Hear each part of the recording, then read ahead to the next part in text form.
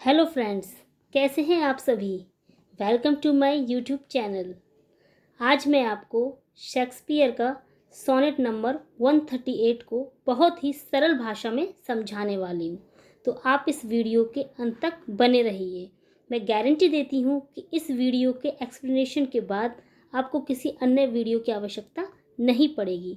तो चलिए फिर हम पार्ट सेकंड आज पढ़ने वाले हैं, यानी शेक्सपियर का। हमने इससे पहले वाली वीडियो में सोनेट नंबर 29 को पढ़ा था। आज हम 138 को पढ़ने वाले हैं। चलिए, सोनेट नंबर 138 विलियम शेक्सपियर। हमारी फर्स्ट लाइन है, when my love swears that she is made of truth.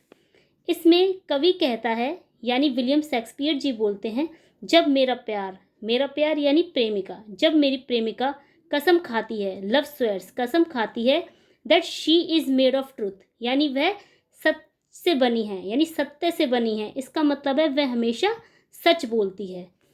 जब मेरी प्रेमिका कसम खाती है कि वह हमेशा सच बोलती है, टू डू बिलीव हर, तो मैं उसकी हर बात पे विश्वास कर लेता हूँ। दो आई नो शी लाइज, हालांकि मैं जानता हूँ कि वह झूठ बोलती है। That she might think me some untutored youth. Untutored youth का मतलब होता है, जैसे हम किसी को ट्यूशन पढ़ाते हैं तो वो बच्चा या कोई भी अनुभव हो जाता है।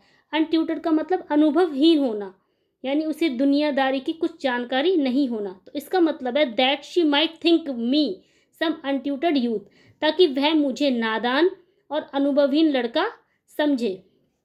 अनलर्नड, अनलर्न यानी जो सीखा हुआ ना हो। Unlearn in the world's false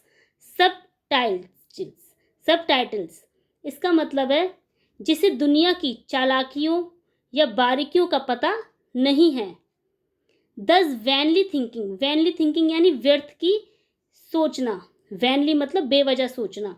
दस vainly thinking that she thinks me young, मैं बेवजह सोचता हूँ कि वह मुझे जवान मानती है। ऑल्दो, यद्यपि, she knows my days are past the best, जबकि उसे पता है कि मेरी जवानी का समय बीत चुका है। सिंपली आई क्रेडिट का मतलब होता है श्रेय देना।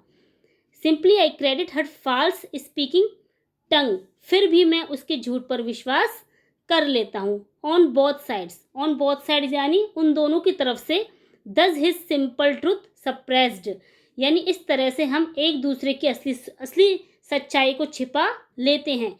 सप्रेस्ड का मतलब होता है दबाना। But wherefore says she not she is unjust, लेकिन वह यह क्यों नहीं मानती कि वह अन्याय कर रही है, यानी वह बेवफा है या वह अन्याय कर रही है। एंड वेयर फोर से not I that I am old, और मैं यह क्यों नहीं मानता कि मैं अब बूढ़ा हो चुका हूँ। That I am old. O love best habit is in seeming trust, क्योंकि प्यार की सबसे बड़ी आदत यही होती है कि बस दिखावे का भरोसा बनाए रखें, जिससे कि रिश्ता टिका रहे। और and age is in loves not to have years told, क्योंकि जब दो इंसान प्यार में होते हैं, इस लाइन में ये आपको बताया गया है कि उम्र दराज लोग, यानी जिनकी उम्र ज़्यादा हो जाती है, उम्र दराज लोग प्यार में अपनी असली उम्र बताना पसंद नहीं करते हैं। इसलिए therefore I lie with her, इसलिए मैं उससे झूठ बोलता हूँ। एंड शी विद मी, और वह मुझसे झूठ बोलती है।